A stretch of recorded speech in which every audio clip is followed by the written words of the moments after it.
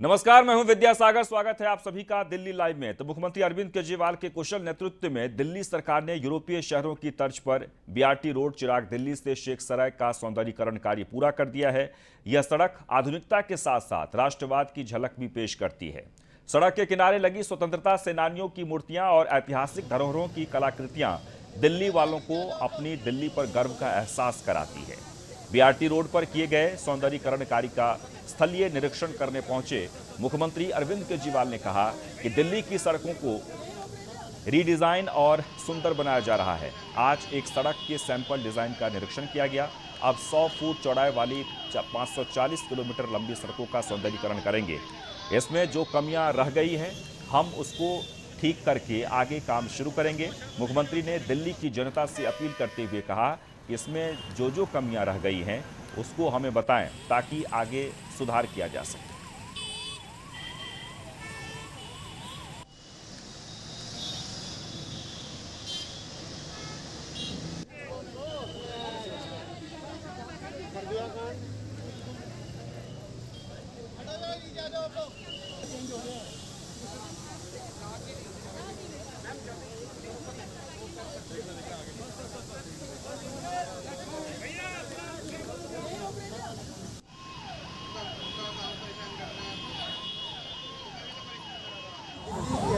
करीब 11 कॉरिडोर्स ऐसे हैं जिनकी कुल लंबाई करीब 550 किलोमीटर है। उनको दिल्ली सरकार रीडेवलप करने का प्लान लेके आई थी पिछले बजट सत्र में और कुछ जगह पायलट कराने की कोशिश की गई थी।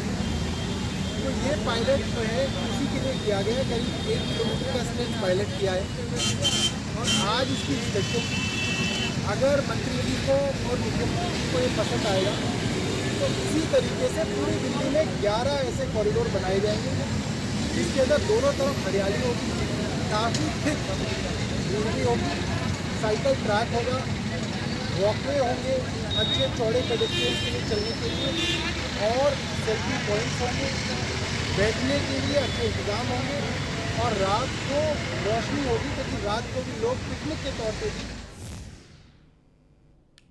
और आइए आपको ग्राफिक्स के जरिए बताते हैं कि क्या कुछ कार्य हुआ है। जी हां, बीआरटी रोड पर जो कार्य किए गए हैं वो 3 से 4 स्तरीय हरियाली का कार्य किया गया है। सिंचाई टैंक और पानी आपूर्ति भी पहुंचाई गई है। वहीं फव्वारा का विकास एफओबी का सेल्फी पॉइंट के रूप में विकसित किया गया है। हरियाली के बीच खूबसूरत मूर्तियां लगाना है, अभी वो बाकी है। वहीं साइकिल ट्रैक का भी विकास किया गया है। नियमित अंतराल पर बैठने की व्यवस्था, महिलाओं और बुजुर्गों की सुरक्षा के लिए फुटपाथ पर अच्छी रोशनी, विद्युत केबल बिछाने का काम पूरा, वहीं स्थान के पूरे माहौल को उम्दा बनाना, ये कार्य किया जा रहा है। तो बीआरटी रोड पर जो अब तक कार्य हुए हैं वो हम ग्राफिक्स के जरिए आपको बता रहे हैं। चलिए आगे बढ़ते हैं। स्वतंत्रता दिवस के मद्देनजर राजधानी दिल्ली में सुरक्षा के कड़े बंदोबस्त किए गए हैं। भारी संख्या में सुरक्षा बलों की तैनाती की गई है। लाल किले के आसपास परिंदा भी पर नहीं मार सकता है। चप्पे चप्पे पर नजर रखने के लिए 350 से अधिक कैमरे लगाए गए हैं जो हर पल की निगरानी कैद करेंगे।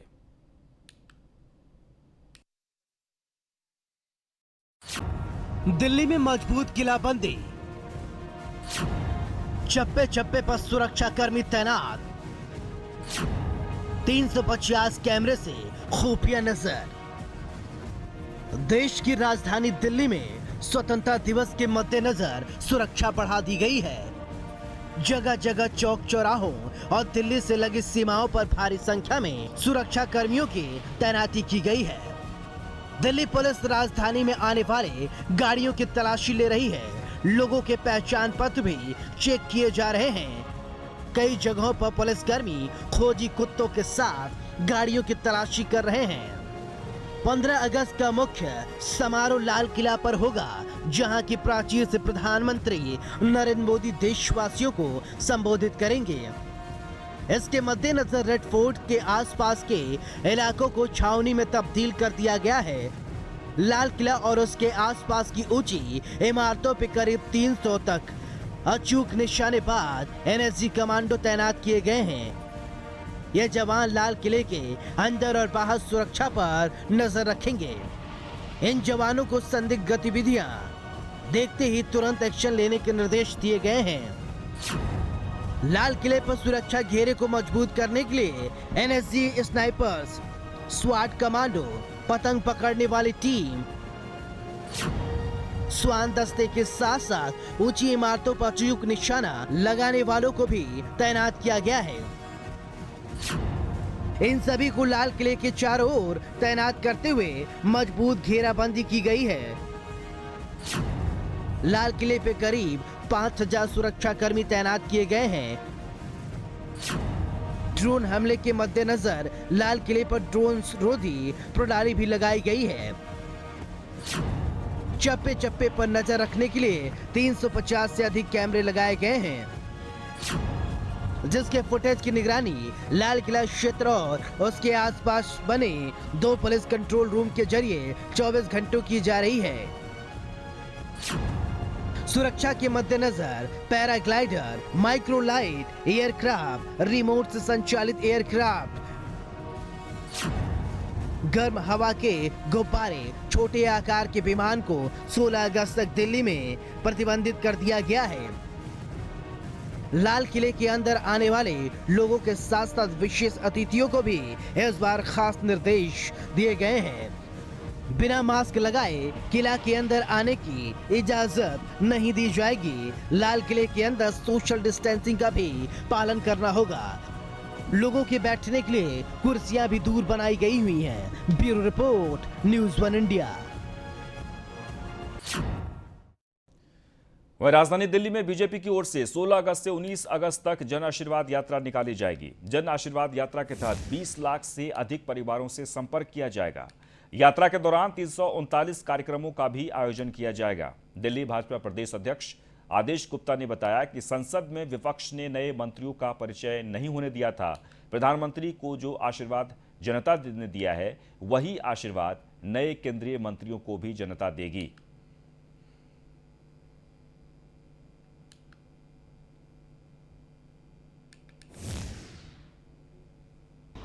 जब से हमारे देश के प्रधानमंत्री श्री नरेंद्र मोदी जी ने केंद्रीय मंत्रिमंडल में एक्सपेंशन किया है और संसद के अंदर जब उन मंत्रियों का परिचय कराने के लिए माननीय प्रधानमंत्री जी ने जब परिचय करा रहे थे और विपक्ष ने वो परिचय नहीं होने दिया, भारतीय जनता पार्टी ने फैसला लिया है कि जो ये सबका साथ, सबका विकास और सबका विश्वास, ये सिर्फ नारा नहीं बल्कि भारतीय जनता पार्टी का और प्रधानमंत्री जी का ये संकल्प है।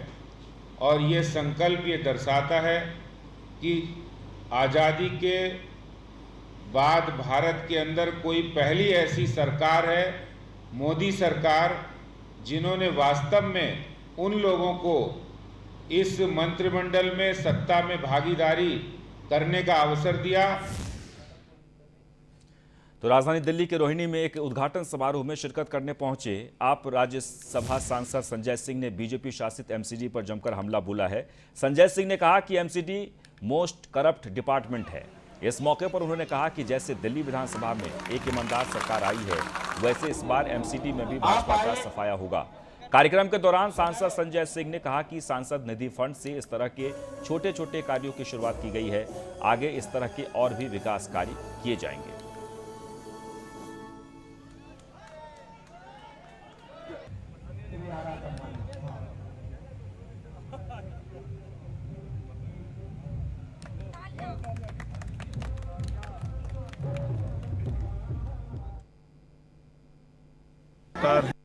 है, मैंने उसके कई भ्रष्टाचार का खुलासा किया। 800 का ऑक्सीमीटर इन्होंने कोरोना के दौरान 5000 में खरीदा, 1600 का थर्मोमीटर 13000 में खरीदा, वेंटिलेटर बच्चों के जो है वो 8 लाख के 22 लाख में खरीदे। ऐसे तमाम करप्शन किए। अभी जल जीवन मिशन में मैंने हजारों करोड़ का भ्रष्टाचार इनका खोला।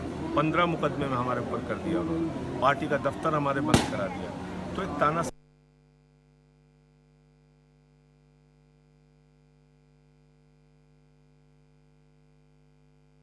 बात है। आप पहले का इतिहास उठा लो, अब का इतिहास उठा लो, और जो नई जागृति आई, जो ये बार बार कहते हैं कि केजरीवाल जी लोगों को फ्री देते हैं, केजरीवाल जी फ्री नहीं देते।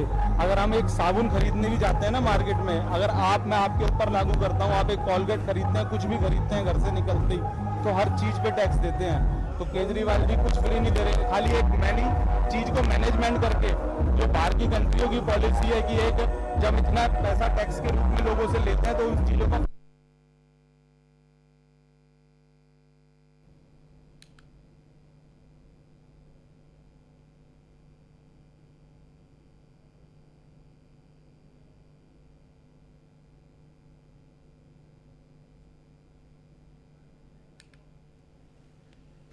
तो आपको बता दें कि तस्वीरों में आप देख सकते हैं संजय सिंह पहुंचे थे एक कार्यक्रम में, और इस कार्यक्रम के दौरान उन्होंने बीजेपी पर निशाना साधते हुए कहा कि एमसीडी मोस्ट करप्ट डिपार्टमेंट है, और जैसे दिल्ली में आम आदमी पार्टी की सरकार बनी, वैसे ही एमसीडी में भी इस बार बीजेपी का सफाया होगा और आम आदमी पार्टी सत्ता में आएगी।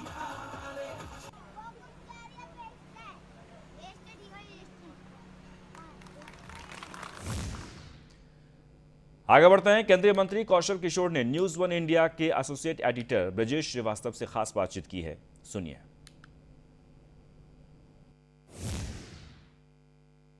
16 अगस्त से उत्तर प्रदेश में जन आशीर्वाद यात्रा की शुरुआत हो रही है। इस जन आशीर्वाद यात्रा का क्या रोड मैप होगा और कैसे यह आशीर्वाद यात्रा आक्रोश का जवाब होगी, बात करने के लिए हमारे साथ मौजूद हैं कौशल किशोर जी। सर, जन आशीर्वाद यात्रा की शुरुआत आप लोग 16 तारीख से कर रहे हैं। समाजवादी पार्टी ने उसके खिलाफ जन आक्रोश यात्रा निकालने का फैसला किया है। यह आक्रोश को आशीर्वाद में कैसे बदलेंगे?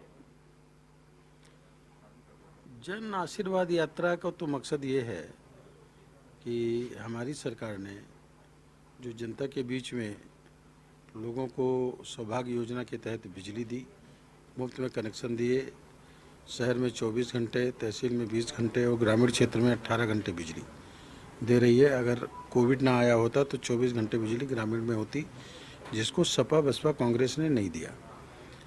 लोगों को शौचालय दिए, ये सपा बसपा कांग्रेस ने नहीं किया। अभी 15 अगस्त 2022 तक सभी लोगों को आवास मिल जाएंगे, प्रधानमंत्री आवास, जिन लोगों के पास अपना निजी आवास नहीं है, इसको भी सपा बसपा कांग्रेस ने नहीं किया। और 80% जनता को 2 रुपये किलो गेहूँ, 3 रुपये किलो चावल दिया। और उत्तर प्रदेश में माननीय मुख्यमंत्री योगी आदित्यनाथ जी के द्वारा गरीब लड़कियों की शादी का जो अपने घर पे करना चाहते हैं, वो 10,000 से उनको 20,000 रुपये देना। पहले लोग 10,000 देते थे। और सामूहिक शादी करेंगे तो उन पर 51,000 रुपये खर्च करना और 35,000 उनके खाते में डालना। अगर मजदूर है तो उनकी लड़कियों की शादी के लिए 75,000 रुपये देना। ये सारी सुविधाएं, और अभी जो कोरोना की तीसरी लहर की जो तैयारी है, उसके लिए पहले से गांव-गांव, मोहल्ले में निगरानी कमेटी बना करके और उनको मेडिकल किट देना कि अगर किसी को बुखार भी आ जाए तो पहले किस बच्चे को किस उम्र में है, क्या देना है, कौन सी दवा देनी है, इसका सब वितरित करना, उसकी निगरानी रखना। ये जो काम उत्तर प्रदेश में या पूरे देश में जनता ने करने के लिए हमारी सरकारों ने करने का काम किया है, उनको ये बताने के लिए हम लोग जा रहे हैं कि इन चीज़ों को याद रखना कि, और इसके लिए फिर से एक आशीर्वाद हमको दीजिए, जनता दे कि ये सरकार फिर से भाजपा की बने, ताकि ये सुविधाएं आपको मिलती रहें और ज़्यादा आपको हम आने वाले समय में सुविधाएं दें। वरना जरा सा भी चूकेंगे तो जो बिजली 18 घंटे मिलती है, ये सपा और बसपा कांग्रेस का किसी का राज रहेगा तो 8 घंटे रह जाएगी और कोई भी सुविधाएं जो मिलती है वो नहीं मिलेगी। इसलिए जनता आशीर्वाद देगी हम लोगों को और दे रही है। जहाँ तक अखिलेश जी की है कि वो जन आक्रोश, तो जन आक्रोश तो उन्हीं के खिलाफ है, क्योंकि उन्होंने जब उनकी सरकार रही 5 साल इनकी रही और 4 बार समाजवादी पार्टी की सरकार रही, उन्होंने आवास नहीं दिए। जब इनकी अखिलेश जी की सरकार रही तो उन्होंने जिंदा लोगों को आवास नहीं दिए, बल्कि मुर्दा लोगों के जो कब्रिस्तान थे उनकी बाउंड्री खिंचा देने का काम किया। ये कौन सी सोच समझ का अच्छा तरीका था भाई? Thank you so much. तो बिल्कुल ये थे कौशल किशोर जी, जिन्होंने साफ तौर पर कहा कि जो जन आशीर्वाद यात्रा है ये अपने आप में एक मील का पत्थर साबित होगी। और जहां तक रही बात समाजवादी पार्टी के जन आक्रोश की, तो दरअसल आक्रोश तो खुद समाजवादी पार्टी के खिलाफ है, क्योंकि जब उन्हें मौका मिला तब उन्होंने काम नहीं किया। वीडियो जर्नलिस्ट लोकेश के साथ Brajesh Srivastava, news one India. Delhi में 75वीं स्वतंत्रता दिवस की वर्षगांठ के मौके पर लाल किले और उसके आसपास के इलाके को छावनी में तब्दील कर दिया है। चप्पे चप्पे पर Delhi police, paramilitary force, CRPF के जवान तैनात किए गए हैं ताकि कोई भी अप्रिय घटना न हो सके। 26 जनवरी को किसानों ने जिस तरह का उत्पात लाल किले पर मचाया था, उसके मद्देनजर दिल्ली के लाल किले के सामने बड़े बड़े कंटेनर से उसको कवर किया गया है।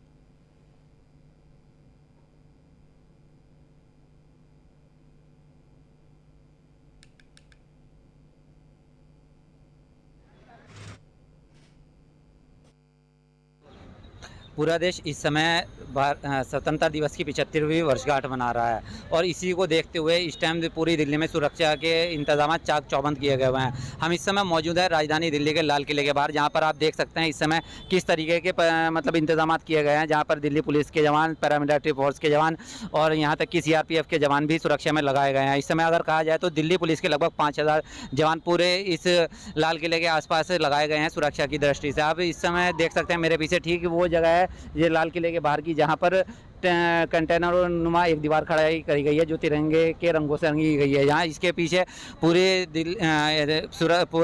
एक लाल स्वतंत्रता दिवस का प्रोग्राम आयोजित होना है, जहाँ पर देश के नाम संबोधन भी प्रधानमंत्री को करना है और यहीं पर ही लाल किले पे तिरंगा फहराया जाएगा। 26 जनवरी को लाल किले पर हुए किसानों के उत्पात को देखते हुए इस समय दिल्ली पुलिस किसी भी तरह की कोताही नहीं बरतना चाह रही है और यहाँ पर आतंकी हमले को देखते हुए भी पूरी दिल्ली को हाई अलर्ट पर रखा गया है। इसी वजह से दिल्ली पुलिस के आला अधिकारी यहाँ पर कैंप कर रहे हैं और लगातार स्थिति का जायजा ले रहे हैं। कैमरा पर्सन महेंद्र के साथ आसिफ बॉबी, न्यूज़ बनी। तो कोरोना काल में जान जोखिम में डालकर जनता की सेवा करते हुए अपराध पर शिकंजा कसने वाली दिल्ली पुलिस के कार्य को लायंस क्लब पीतमपुरा साउथ ने सराहा है। साथ ही स्वतंत्रता दिवस और रक्षाबंधन के मौके पर पुलिसकर्मियों को राखी बांधी। लायंस क्लब की प्रेसिडेंट प्रीति गुप्ता, सेक्रेटरी अनीता पोद्दार सहित लायंस क्लब सदस्यों के साथ इस कार्यक्रम की शुरुआत थाना आदर्श नगर से की गई है। इस मौके पर थाना आदर्श नगर इंस्पेक्टर राधे श्याम और थाने के महिला और पुरुष कर्मियों को राखी बांधी गई। आज मतलब मुझे यहाँ आके ऐसे लग रहा है कि हम भीड़ में अपने आप को अकेले समझते हैं। जैसे कोई भी संकट आ जाता है तो हमें लगता है हम अकेले हैं, हम अकेले नहीं हैं। आज हमारे मन में ये लग रहा है कि हम भीड़ में अकेले नहीं, हमारे साथ हमारे भाई पुलिसकर्मी सभी हैं। इसके साथ ही मैं सबको, अपनी बहनों को भी यही कहना चाहती हूँ कि आप एक बार अपने मन से ये भय निकालो, आप आओ, आप हमारे साथ आओ, मिलो इनके साथ। आज थाना आदर्श नगर में लायंस क्लब पीतमपुरा साउथ ने दिल्ली पुलिस कर्मियों के राखी बांधकर उन्हें 15 अगस्त की शुभकामनाएं दी। साथ ही जो महिलाओं के प्रति डर बना रहता है उसको दूर करने के लिए उनके राखी बांधकर एक पैगाम दिया जनता को कि ये वही लोग हैं, ये वही खाकी है जिसने कोरोना के काल में हम जनता के बीच में जाकर उनकी सेवा की। ये वही खाकी है जिसने लोगों की घर घर जाकर मदद की। जिस समय लोग अपने घरों में छुपे हुए थे, बीमारी का डर बना हुआ था, तब इस खाकी ने लोगों के बीच में जाने का काम किया। इसी कामों के कारण दिल्ली पुलिस दिल की पुलिस बनकर उभर कर सबके सामने आई। दिल्ली से किरणपाल सिंह की।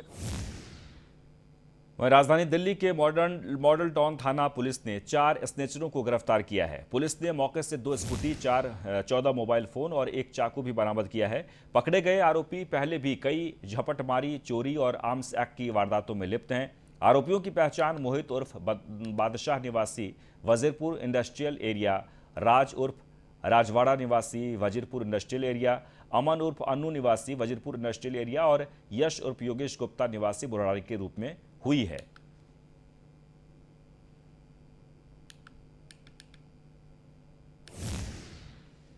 तो देश की राजधानी दिल्ली में स्वतंत्रता दिवस के एक दिन पहले पहाड़गंज के नेहरू बाजार में कई राउंड फायरिंग की गई। वहीं सूचना मिलने पर मौके पर पहुंची पुलिस ने मामला दर्ज कर बदमाशों की तलाश शुरू कर दी।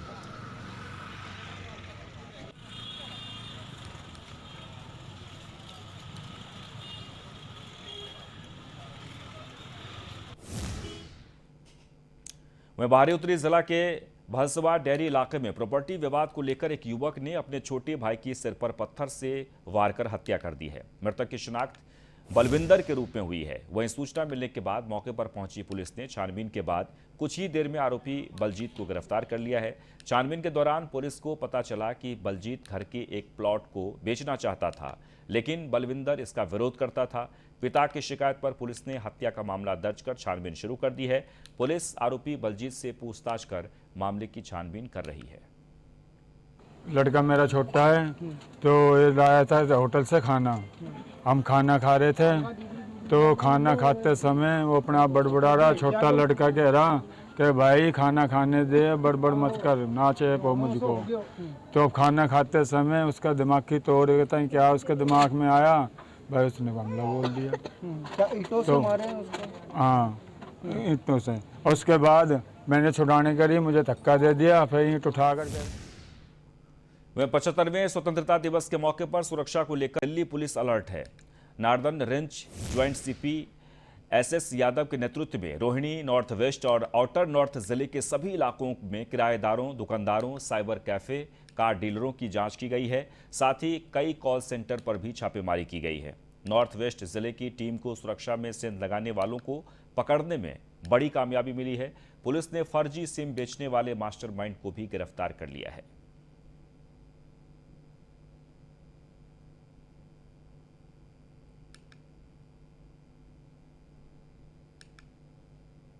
पंद्रह अगस्त की सुरक्षा के मद्देनजर दिल्ली पुलिस किस तरीके से अलर्ट है और किस तरीके से अपराधियों के हौसले जो बुलंद है उनको पस्त करने में लगी हुई है, इसका एक जीता जागता सबूत जो है नॉर्थ वेस्ट जिले के स्पेशल स्टाफ में देखने को मिला है।